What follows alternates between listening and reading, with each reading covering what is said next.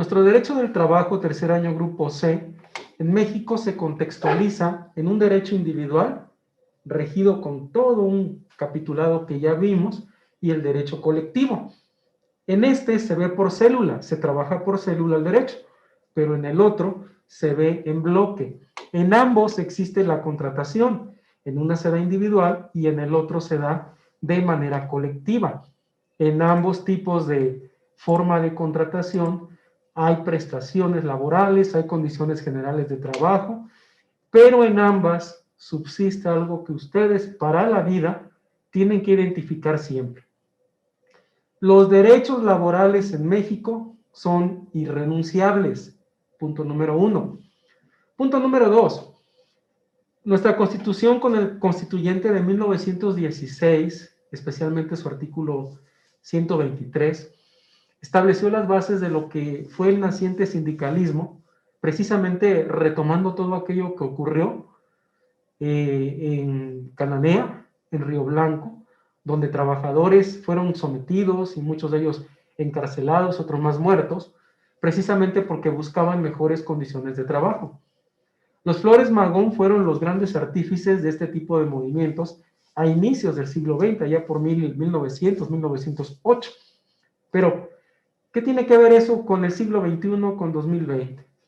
La historia de México en materia de derecho del trabajo ha sido fuerte, ha sido compleja, porque nuestro país ha tenido una serie de cambios en los que la clase trabajadora se ha mantenido no a la saga, sino bajo el sistema del Poder Ejecutivo. Esto es, la Ley Federal del Trabajo, al igual que la Ley Agraria, habían estado siempre tuteladas, protegidas, entre paréntesis, por el Poder Ejecutivo. No ha estado el derecho del trabajo donde debiera estar, en los artículos 103 y 107 constitucionales. ¿Por qué ahí? Porque ese es el Poder Judicial en México. Recuerden que la división del poder en México es ejecutivo, legislativo y judicial.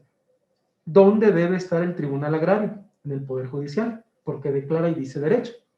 Y el derecho del trabajo, también en ese lugar. Vamos a ver parte de lo que he estado trabajando con el B y con el A, sobre cómo van a cambiar los sindicatos en México. Este es un fragmento que vamos a ver unos minutitos sobre el programa Diálogos, Opiniones, con relación a lo que vislumbraban un grupo de panelistas científicos ellos del derecho, sobre los cambios y hacia dónde vamos, o íbamos en aquella época, hoy día lo estamos apenas aterrizando, en materia de derecho colectivo del trabajo. Pongamos atención. Así de claro. ¿Cómo lo ves? ¿Van en serio? Pues sí, van en serio. Y yo creo que valdría la pena que habláramos de las razones. La primera tiene que ver con la reforma constitucional de 2017, que nos lleva de manera natural a esta reforma reglamentaria. Ajá. La segunda, los convenios 98 y 87 De la OIT. de la OIT, dos censuras que a nivel internacional en la OIT ha recibido México por el tema de la libertad y democracia sindical, y yo diría fundamentalmente el capítulo laboral del TEMEC. El capítulo 23. Capítulo 23 del TEMEC. Es laboral con su particularidad hacia México. Su particularidad hacia México. Así es. Principales, para poner en pista al auditorio, principales requerimientos que están haciendo los compromisos internacionales del país: democracia al interior de los sindicatos, transformación de las dirigencias vitalicias. Así es. Contratación colectiva auténtica. Auténtica, no a los contratos de protección. Desterrar la contratación de protección. Y nuevos mecanismos de conciliación laboral. Como forma de resolver los conflictos, digamos, y evitar este engrosamiento que a la fecha existe de conflictos laborales eternos. Que, por cierto, en unos momentos más se va a incorporar también con nosotros la presidenta de la Junta de Conciliación y Arbitraje de la Ciudad de México. Paco Moreno, después de muchos años, quizá uno de los sectores donde menos cambios hemos visto, uno de los sectores de mayor inmovilismo en la vida política de este país, está en el centro, en el ojo del huracán de las transformaciones que están demandando dentro y fuera respecto de la economía y la sociedad de este país. Esto es muy sencillo. O nos adecuamos o desaparecemos. O hacemos de estas viejas historias una realidad laboral, o vamos a salir del concierto de las naciones. No podemos seguir teniendo con un trato laboral tan distinto como el que hoy tenemos hacia las otras latitudes. Me parece que la democracia sindical, las dirigencias vitalicias, los contratos de protección, son algo que ya no se entiende. Me parece que la reforma impulsada por el señor presidente Peña esperaba estas leyes secundarias, reglamentarias, y me parece que las debemos de ver sin ningún tinte de orden partidista, y lo debemos de hacer con una profunda conciliación entre no solo la manera de relacionarse obrero-patronalmente, sino la mentalidad de los propios trabajadores, que son quienes nos deben de preocupar, sin dejar a un lado, por supuesto, a quienes generan el capital. Pero es un cambio de mentalidad global. O lo hacemos, estamos fuera. Esto, los americanos vienen en serio, no están jugando con el tema, y me preocupa por el monto de inversión que esto significa. Ahora, es curioso, pero dentro del mundo del trabajo. Vean el planteamiento que hacen los especialistas, uno de la UNAM y otro de lo que es el nivel o el sector patronal. Ahora, el derecho individual del trabajo lo van a ubicar ustedes principalmente del artículo primero hasta el 364. 354. En el 355, 356 ya encontramos todo aquello que tiene que ver con el derecho colectivo del trabajo, que es ahí donde vamos a hacer énfasis nosotros hoy día. Parte de lo que los trabajadores tenemos en México en derecho colectivo es reconocer en primer lugar la figura coalición. Una coalición es una unión, pero es una unión temporal o provisional de trabajadores y de patrones en su caso, o de patrones, para la defensa común de sus intereses. Concepto. Coaligar implica un acuerdo temporal de un grupo de trabajadores o de patrones para defender sus intereses comunes. Vendría la pregunta, ¿cuáles son los intereses comunes? El 356 de manera clara de la Ley Federal del Trabajo nos dice que los sindicatos de patrones o de trabajadores se constituyen para tres grandes cosas. Una, el estudio. Esto es que dentro de la relación laboral se debe de buscar la mejora entre los factores de la producción, llámese gobierno, llámese capital y llámese trabajo, buscando un equilibrio. Ojo, un equilibrio, eso reza la doctrina en cuanto al estudio, porque el segundo elemento es el mejoramiento. Y en el mejoramiento, precisamente, el gobierno tiene que tener bienes y servicios acordes a las necesidades de la sociedad y, desde luego, con precios que sean viables a toda la comunidad, a toda la sociedad. Pero el patrón tiene que tener impuestos regulares y el trabajador tiene que tener, aparte de ello, prestaciones laborales que permitan que en nuestra casa podamos tener los satisfactores que todos necesitamos a diario. Ese es el mejoramiento. El tercer elemento, la defensa. Sin duda, en la defensa, cada uno de los dos sectores de la producción que forman aquí la parte más importante, van a encontrar el cómo ir incluso a un tribunal a ejercer su derecho. Toda persona puede formar parte de un sindicato, no hay inhibición a ninguna.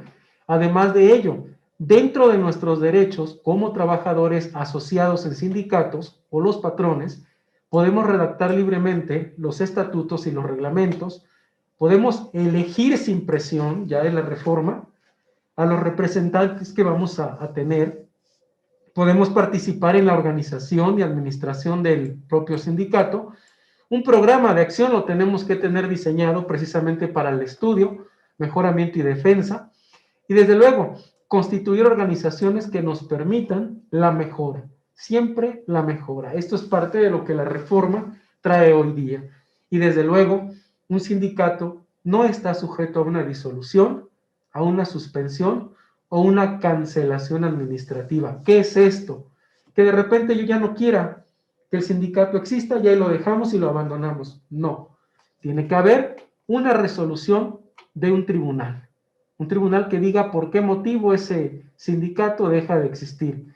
Y desde luego, nosotros, al tener la libre afiliación en lo que es el sindicalismo, nunca vamos a ser obligados a formar parte de un sindicato. Esta es una reforma que se dio allá por 2012, precisamente porque antes la cláusula de exclusión consistía en pertenecer a fuerza a un sindicato, porque si no, no era yo contratado por la empresa. Hoy día, aunque tú no seas parte de determinado sindicato, puedes ser contratado por la empresa porque el derecho al trabajo, ni siquiera por el sindicalismo en México, en la reforma que hubo en 2012, puede verse vulnerado. También nos marca el 358 que los procedimientos de elección de las mesas directivas en los nuevos sindicatos o el nuevo sindicalismo que traemos ahora, nos va a referir lo que es el voto personal, libre, directo y secreto de cada uno de nosotros, con reglas democráticas y con igualdad de géneros. Se sustenta ya en la ley, misma cantidad de varones, misma cantidad de damas, partes iguales con la intención de que la igualdad sea lo que rija en las mesas directivas por los periodos que lleguen ellos a estar trabajando. Las sanciones en los sindicatos, a través de las comisiones de honor y justicia, deberán de tener el derecho de no autoincriminación. ¿Qué es la no autoincriminación, hijos? Es el derecho a quedarte callado cuando así lo desees o el derecho a hablar y defenderte. Se llama no autoincriminación. Es decir, yo no tengo por qué confesar lo que no me conviene y sí puedo hacer valer lo que a mi interés resulta conveniente. El debido proceso no es otra cosa más que seguir el conjunto de pasos para efectos de vislumbrar si soy presunto inocente o si soy responsable de algún evento. Eso es lo primero que nosotros tenemos que identificar en todo este contexto. Entonces, es algo que nosotros tenemos que buscar en la virtud de lo que resulta en casa. ¿Qué les parece? Pues a mí me parece muy bien y lo que se me hizo más interesante fue lo que acaba de mencionar, que la no discriminación, creo que sí es, el derecho a quedarte callado o el derecho a expresarte, ya que a veces quieres decir cosas y te dicen que no, que tienes que quedarte callado. Hay algo muy importante en la autoincriminación. Vamos a ver la Constitución para que quede clara. Constitución Federal.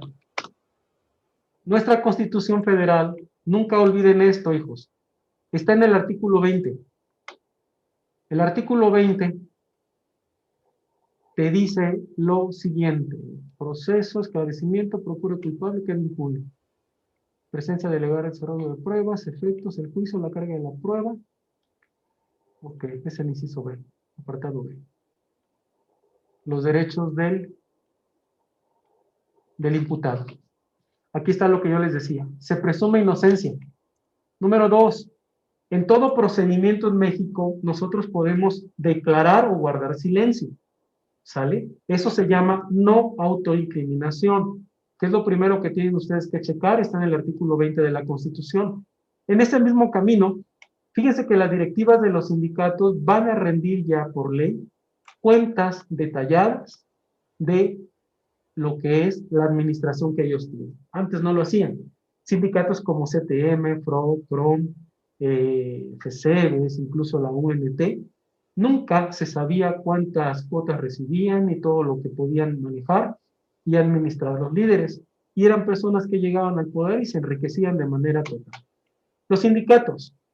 ¿Cómo pueden ser los sindicatos? Pueden ser gremiales, de empresa, industriales, nacionales de industrias, de oficios varios. Gremiales, por ejemplo, como Luz y Fuerza, como Comisión Federal de Electricidad, como los ferrocarrileros, como el propio CENTE, el sindicato de nosotros los maestros, y los que encontramos como sindicatos de empresa son aquellos que tienen 20 o más trabajadores en cualquiera de las empresas que ustedes ven aquí en Puebla o en México, donde estemos en el país. Los industriales. Muy importante ubicar a los sindicatos de industria. Son aquellos que se dedican a lo que son las ramas industriales y coinciden con los que son nacionales de industria. Aquí me gustaría salirme de este artículo y que vieran ustedes en el 527 de la Ley Federal del Trabajo quiénes son los sindicatos de industria y nacionales de industria, para que vayan visualizando de qué estoy hablando. Pues bien, los sindicatos de industria, fíjense, van a ser los de hidrocarburos, petroquímica, cementera, calera, automotriz, químicas, celulosas, de aceites y grasas, los que producen alimentos como empacadoras, enlatados, etcétera, aquellos que hacen bebidas envasadas o enlatadas, decía la ferrocarrilera, la maderera, vidriera, tabacalera, servicios de crédito. Las de empresas son aquellas que tienen pues relación con el sistema productivo mexicano. Eso es lo que en la práctica tenemos que identificar nosotros en materia de sindicalismo y pues aquí es a donde nosotros vamos a ubicar precisamente también los sindicatos de oficios varios. ¿Cuál es el requisito para que tú crees un sindicato, Alfredo, Isabela? 20 personas. Un sindicato no puede tener menos de 20 personas. Cuando las hay en una empresa, lo que pueden hacer los trabajadores de varias empresas es constituir un sindicato de oficios varios. Por ejemplo, de 5 ferreterías, de 10 ferreterías tienen 2 trabajadores cada una. Cada ferretería pueden constituir un sindicato estas 20 personas de oficios varios. Y de esta manera generar o un sindicato que sea de oficios varios, que es el que resulta, para efectos de que ellos puedan revisar sus contratos de trabajo con los patrones y no sean contratos individuales.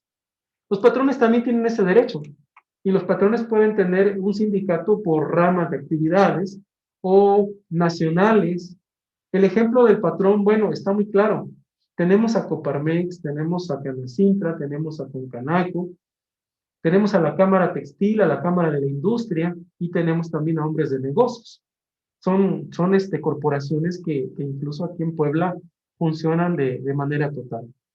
Nosotros también es importante que les digamos que los trabajadores de confianza no pueden formar parte de los sindicatos, salvo que en el estatuto esté expreso que si ustedes o yo somos trabajadores de base, si entramos a trabajar como un empleado de base a la empresa, pero por desempeño, por echarle ganas y por prepararnos nosotros, logramos salir adelante y alcanzamos un puesto directivo, un puesto de confianza, ahí es a donde nosotros vamos a poder establecer la situación de manejar precisamente el hecho de poder pertenecer a ese sindicato porque mi puesto de origen era el de trabajador, no era el de alguien de confianza. Nosotros los trabajadores y ellos los patrones, primero por lo que hace a nosotros, podemos con 20 trabajadores, como les decía, constituir un sindicato. Los patrones, con 3 patrones, constituyen por lo menos un sindicato de patrones, que esto es lo primero que tenemos que ubicar nosotros. En un cierre correcto, es importante decirles que nace el Centro Federal de Conciliación y Registro Laboral. Anteriormente, en lo que fue la no reforma a la Ley Federal de Trabajo o la anterior Ley Federal, existían las juntas federales y juntas locales de conciliación y arbitraje. Cada una de ellas tenía precisamente un área llamada registro de sindicatos. En ella, los sindicatos federales, los sindicatos locales en los estados, se registraban, se inscribían, y de esta manera, con esta natura, lo que ocurría con ellos era el hecho de que podían tener su toma de nota. Si te preguntaran en la vida real, ¿cómo registras un sindicato? La primera pregunta es, Un sindicato nace por sí mismo, pero necesita un registro, una autorización legal. ¿En qué consiste esta? Bueno, tú preparas una copia autorizada por duplicado todo, original y copia, una copia autorizada del acta de asamblea constitutiva. Aquella asamblea en la que todos decimos que queremos, los más de 20, o los 20 en adelante, queremos conformar un sindicato, queremos integrarnos. Agregamos una lista o padrón o sábana con nuestro nombre, CUR, domicilio de cada uno de nosotros. Esa sábana debe de tener el nombre de nosotros, como dije, además nuestro cargo como empleados, el nombre de los patrones, empresas o establecimientos del patrón, pero además de ello, el nombre de los patrones y domicilios o sucursales de los patrones. Copia del acta en la que nosotros nombramos nuestra mesa directiva, los que van a tener la representación legal. Pero aparte de ello, en todo el listado dice copia autorizada. ¿Quién autoriza una copia? Sencillo. Regularmente y por ley el secretario general, el secretario de actas y a veces el contralor.